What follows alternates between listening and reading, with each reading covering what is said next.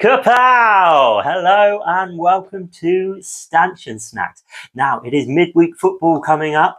We are away at Sheffield United. The Knights are drawing in. And when I looked at a list of players that had played for both Southampton and Sheffield United, there was one man that popped out. And that was, of course, Billy Sharp. Cooley from the edge of the box. Early ball. Lallana on the body deflection. Southampton have the lead. Saints have scored. Hit first time. Billy Sharp got the final touch. And now Billy Sharp obviously only had a very short career at Saints. I'm sure we would have got it over the line in the second half of the season without him and some very important goals. And I think we all would have liked to have seen him have a little go for Saints in the Premier League. Now, Billy is actually from Sheffield, so this is very much going to be a Sheffield-based dish. And as the Knights are drawing in, I thought, what better time to make our first pie of the series? So the first thing that we need to do is get the pastry made. 250 grams of plain flour, a little pinch of Maldon's, that's all I use, and then 125 grams of salted butter, which I'm just rubbing in until we get a nice sandy texture. I then added one whole egg, because as I say, one egg is enough, and about an eggshell worth of water. And then I'm just going to knead that now until it comes together nicely. You get this nice dough. You haven't got to work it. We're not working the glutens here. You just want everything to come together so you get a nice smooth dough. And then we're going to wrap that up if you've got cling film, or here I'm just using a bit of greaseproof paper, and we're going to give that an hour to rest in the fridge. Now, whilst that pastry's resting, let's make the filling. We're going to make kind of quite a traditional pie, but with a little bit of a twist. So we're basically going to make like a steak and ale pie. But rather than using steak today, I'm going to be using a vegetarian substitute. Now, I could rant a little bit about vegetarian substitutes. All this hyper sort of ultra processed stuff like corn and things like that we don't really need. Vegetarian things already existed. You can get some very nice sort of meaty flavours and feelings from vegetables, and that's what we're going to be doing today. So we will be making a kind of steak and ale pie, and if you really want to use meat in this, you can, but today we're going to be substituting it for mushrooms. So the first thing we're going to do is kind of prepare these mushrooms into sort of nice chunks, so the kind of size that you would want if you were, you know, looking at a nice pie. If you had a nice sort of chunk of meat like that inside, you'd be quite happy, wouldn't you? There we go. I've prepared these mushrooms. I've just kind of cut them into nice sort of big chunks. And the first thing we're going to hit them up with is this wonderful product from Sheffield, which I could not do a dish to represent Sheffield without using a bit of this stuff. Henderson's Relish. Absolutely wonderful. Something that I first came across when I was looking for a vegetarian substitute for Liam pairings, you know, and then I found this thing and I was like, wow. And now, you know, people sell it in sort of fancy shops like it's not a product that's been around since 1885. 1885, what a year, same year that Saints were formed. So I've just sort of splashed a nice amount of Henderson sauce over these mushrooms here. And then I'm also going to chuck a few little knobs of butter, a good pinch of salt. I only use Maldon's. Actually, only a tiny little bit of salt. You'll see why in a minute.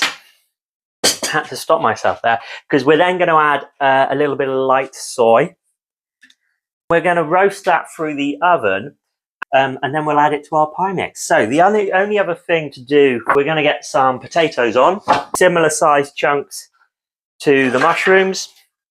This time, a good pinch of salt, and we're going to cook these these two things, and then the main pie mix separately. So the potatoes are going to cook, the mushrooms are going to cook in the oven, and then we're going to make the rest of the pie mix it all together. And the other main component to the filling is I went and had a little sort of trip round Marks and Spencer's. I know, looking for a beer basically that was from Sheffield or near to Sheffield, and I found this from Ilkley Brewery. I almost am definitely saying that wrong, so let me know in the comments. Ilkley Brewery, which I know is in Yorkshire. But off the back of here, crisp and dry with a zesty finish and fresh cut grass aromas. Powerfully hopped with a floral finish. The Sauvignon Blanc of the beer world. Sounds absolutely great. It says it goes well with seafood, but it's going in a pie. But it's not all going in a pie. I'm going to have a bloody taste of it. Let's see what it's like. We'll start with that because we can't put that much. Let's have half and half. So half this beer is going to be for me, half of it's going to be for the pie. So come join me over there, guys. We'll get cooking. So as always, bit of butter, bit of oil in the pan, butter for flavour, oil for heat, and then some nice sort of chopped white onions. Just let them cook down slowly on a little slow heat. Don't forget to stir your potatoes whilst all of this is happening. Some tomato puree, about a tablespoon, and a tablespoon of flour. Just cook that out a little bit, splash a Henderson sauce. This kind of deglazes the pan, and then some of your beer.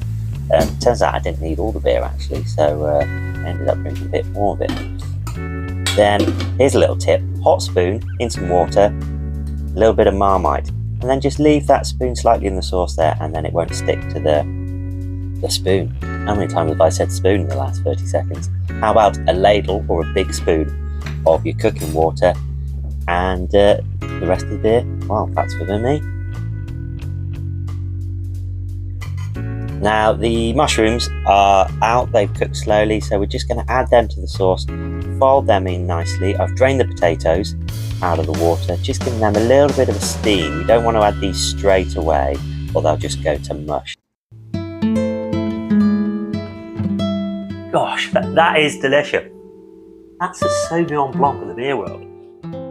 This has now cooled down a little bit, so we're going to add some herbs. I've just chopped a little bit of fresh parsley and a little bit of chive, which is what I kind of always have growing outside in my garden.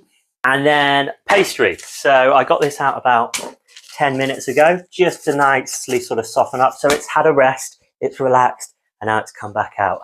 And it's really soft and pliable and ready for us to roll. Dishes. If you're a sort of family of 4, by all means, you know, line one of these, put a lid on, butter the inside no matter what. All of these are going to be the same. This would be great for a little 2-person. I might do a 2-person one, but I'm also going to experiment with a couple of small ones. I might actually make one of these in one of my little egg pans here. I don't want this to be a sort of channel where you have to go out and buy loads of ingredients and equipment. Cooking is flexible. It's about having fun. If you haven't got the same pie dish as me, use whatever you've got. So be adaptable. That's all I'm saying, really. So this is a little ramekin. I've never made it for a pie before, but I'm a lonely man this evening. So I'm going to make this one for myself, and then I'll make another one for later. But, you know, just a nice little bit of butter like that. And I might just stick that in the freezer or the fridge just to chill out for a little bit, just so that it doesn't stick to the pastry, but it's going to stop the pastry sticking inside. So whilst that's chilling down, we'll start rolling the pastry. I'm just turning it about 45 degrees every now and then it will end up roughly round. It doesn't really need to be round. And then we will put it into our mould. So it's about the size of a sort of £1 coin in thickness. And then just spooning the cold mix. This is when it's really, really important that the mix is cold, because you don't want to start cooking the pastry. And then a slightly smaller ball of pastry we will roll for the lid. And I've just put a little bit of water in between the edges, and then we're going to cut that off with a knife. And once that's cut off, I just crimp the edges. So crimping ain't easy, guys. So I've got 2 fingers and now I'm pushing 1 finger inside. But as long as it's sealed, it doesn't matter. That's just prettiness. But you do need to put those holes in there to let the steam out, and then a little bit of egg wash on top. And then we'll slide it into the oven. I did do a big one as well in the end, which looks quite pretty actually. Well, welcome back. I've left 1 pie out the oven, so that one I'm going to put in the fridge or the freezer, and that will last for, well, 3 months in the freezer apparently, but you'll eat it by then, I'm sure. And I have cooked 2 of my slightly experimental pies, so let's see how they're getting on. So first of all, this one, which I kind of always thought was going to be my number 1, which I've cooked in this large ramekin. He looks pretty good. I haven't been brave enough to get him out yet, but he sat out there for about 15-20 minutes. And then my one in the egg pan, I'm also quite happy with. Obviously quite a different look, certain thing, bit of a flatty, so get him out. There we go. Look at that. Oh, imagine sticking that in your pocket and going down to the match. That would be pretty good. So he slipped out pretty well. This is a very short pastry, so a lot of butter, 50% butter to flour, which means that it usually does. Oh, yes. Oh, hello.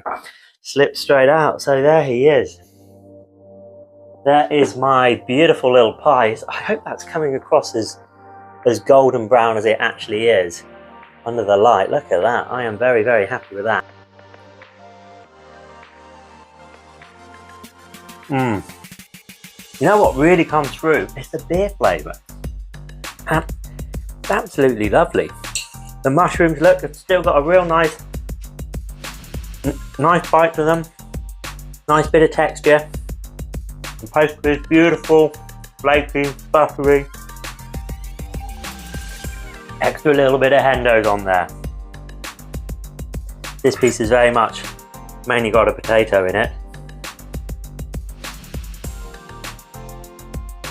There you have it, the ultimate match day snack.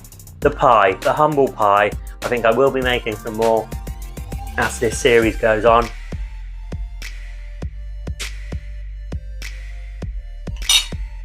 Please like and subscribe, guys. See you next week. Well, see you on Saturday for Derby County. Very, very exciting dish coming up.